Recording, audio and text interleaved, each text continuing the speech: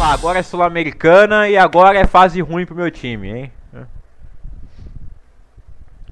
Quinta rodada da fase de grupos da Sul-Americana, o Grêmio empatou em 1 a 1 com o Godoy Cruz na arena do Grêmio. Resultado péssimo pro tricolor, né?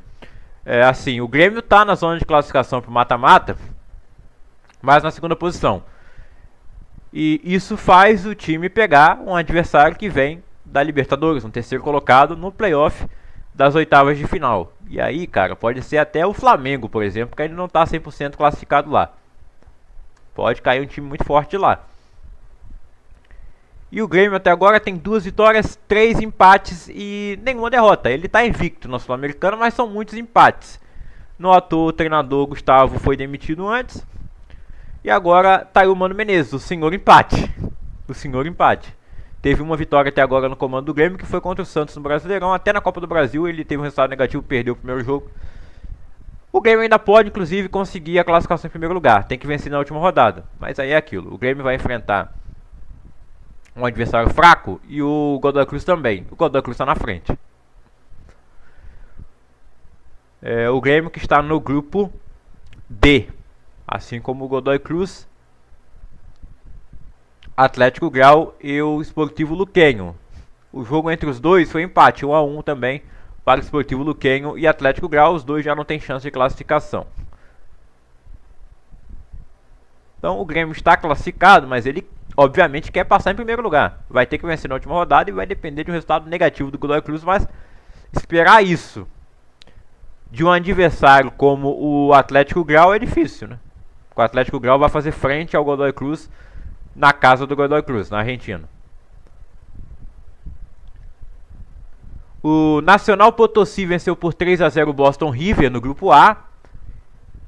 Um grupo que não tem equipes brasileiras.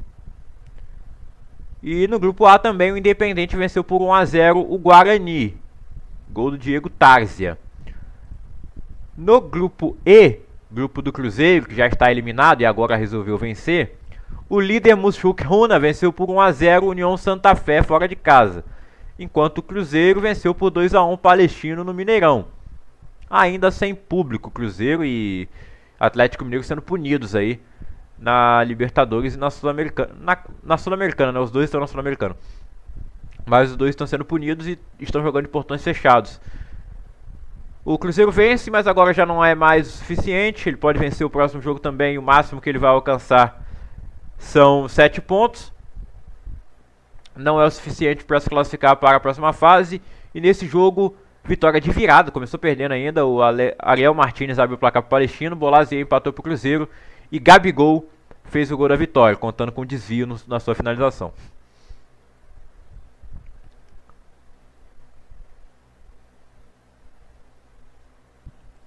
O Puerto Cabello recebeu o Melgar em casa e perdeu por 1 a 0. Resultado terrível para o Vasco, que conseguiu perder para esse time horrível do Puerto Cabello por 4 a 1 na rodada passada.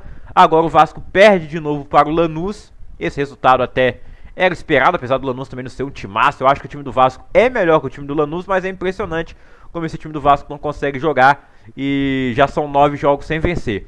Não vou culpar Fernando Diniz de maneira nenhuma, ele acabou de chegar, foi o seu primeiro jogo. Já deu pra ver a cara dele ali no primeiro tempo, né? O Vasco fazendo aquela saída de bola desde o goleiro e conseguindo fazer, mas sem ameaçar tanto. O primeiro tempo foi uma coisa horrível, foi muito difícil manter acordado no primeiro tempo. No segundo tempo a gente ficou acordado porque o Vasco tomou o gol e a gente ficou puto da vida, né? Hugo Moura mais uma vez sendo um destaque negativo, tá jogando muito mal nos últimos jogos, ele foi um dos destaques aí no último ano, mas nesse ano o Hugo Moura tá assim, irreconhecível, terrível as atuações do Hugo Moura. Nesse jogo ele é expulso. Aí eu posso até botar um pouco de responsabilidade no Diniz, né, que ele fez aquilo que ele costuma fazer quando o time tá perdendo, e no Fluminense funcionou muitas vezes, não vou condenar por fazer isso. Na seleção ele fez também, não funcionou.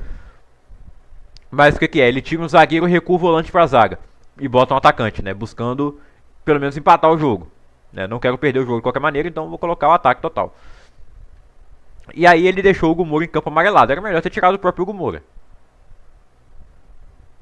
que na saída de bola, pelo menos vindo da zaga, demonstrou que não dá pra jogar de zagueiro, né? E aí ficou ele e o João Vitor, que também estava amarelado, não lembro já há tanto tempo. E o Hugo Moura foi lá e tomou cartão vermelho, o segundo amarelo no caso, foi expulso. O gol já tinha saído antes, gol do Ramiro Carreira. 1 a 0 Lanús. O Vasco fica nesse momento na terceira posição com 5 pontos. Na última rodada vai enfrentar o Melgar. Se eu falei da derrota do Porto Cabide, o empate do Vasco com o Melgar também fora de casa foi a coisa assim que a gente colocou na conta do Carille, mas também não é só culpa dele, culpa dos jogadores também, tomarem gols de cabeça seguidos daquele jeito. Mas eu falar o que, né? Tomou um gol de um jogador de 1,59m do Porto Cabide. Então o Vasco tem que vencer o Melgar na última rodada, e aí ele vai a 8 pontos e se classifica em segundo lugar. É o que dá pra fazer. A primeira posição já era, o Lanús já está classificado em primeiro lugar. Mas o Vasco tem que vencer o Melgar de qualquer maneira em casa na última rodada. É em casa. Só depende de você para se classificar. E aquela coisa, tem torcedor até que fala, será que vale a pena o Vasco se classificar para a próxima fase, ter essa competição ainda para dividir atenções? Eu acho que vale. Eu acho que vale, sim.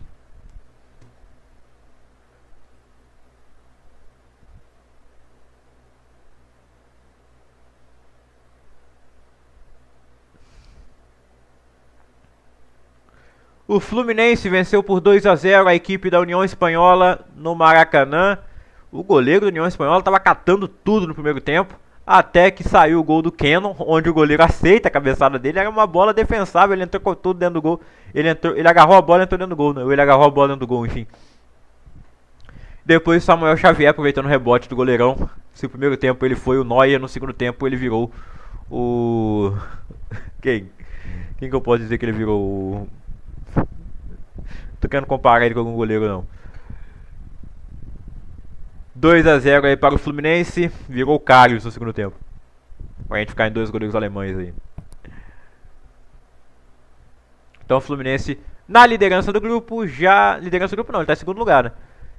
Na última rodada ele vai tentar buscar o primeiro lugar. O saldo de gols dele é melhor. Se não fosse aqueles jogos que eles pouparam fora, aí teve um empate, uma derrota. Mas dá pra entender se o Fluminense fazer isso, porque é uma temporada difícil. O Fluminense ainda vai jogar o Super Mundial. Não discordo absolutamente do Renato ter feito aquilo, não. Esse é o grupo F. O grupo tem também ali o Once Caldas na liderança. O Once Caldas que nesta rodada venceu por 2 a 1 o San José. E o Fluminense conseguiu perder para esse San José. Mas, como eu disse, time reserva, né? No grupo B, Defensa e Justiça e Universidade Católica empataram em 1 a 1. E o Vitória...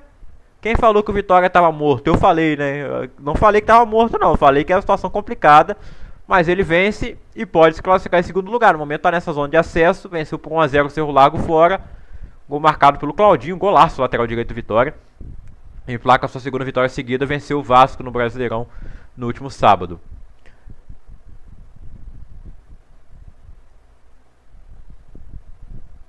O América de Cali ficou no 0 a 0 com o Huracan, enquanto o Corinthians venceu por 1 a 0 o Racing do Uruguai no Uruguai. Gol marcado pelo lateral Matheus Bidu. E o Corinthians está em segundo lugar do grupo com 8 pontos. Ele pode chegar apenas até 11 também, né? Ele pode chegar a 11 também, empatando com o Huracan, mas aí o saldo de gols é uma distância absurda.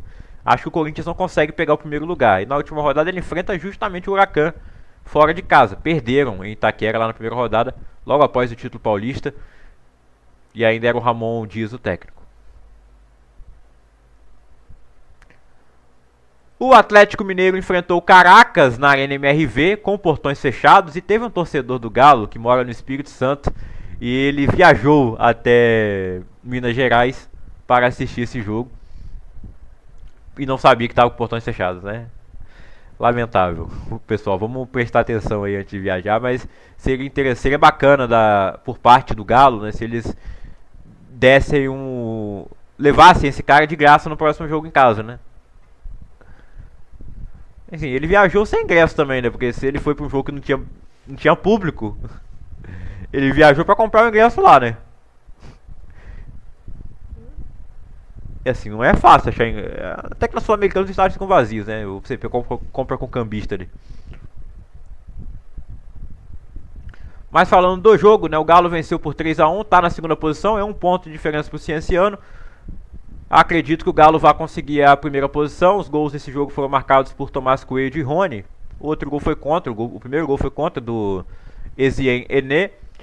E o gol do Jariel de Santos de pênalti para o Caracas.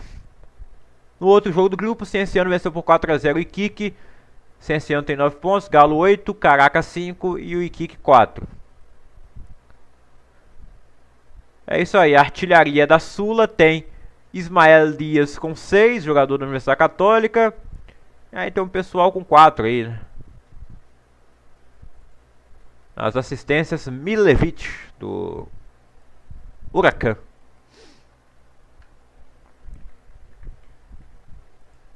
É isso aí, pessoal. A última rodada da Libertadores da Sul-Americana vai ser na outra semana, tá? Não é nessa semana agora, da semana seguinte. Vai ter os jogos de volta à Copa do Brasil.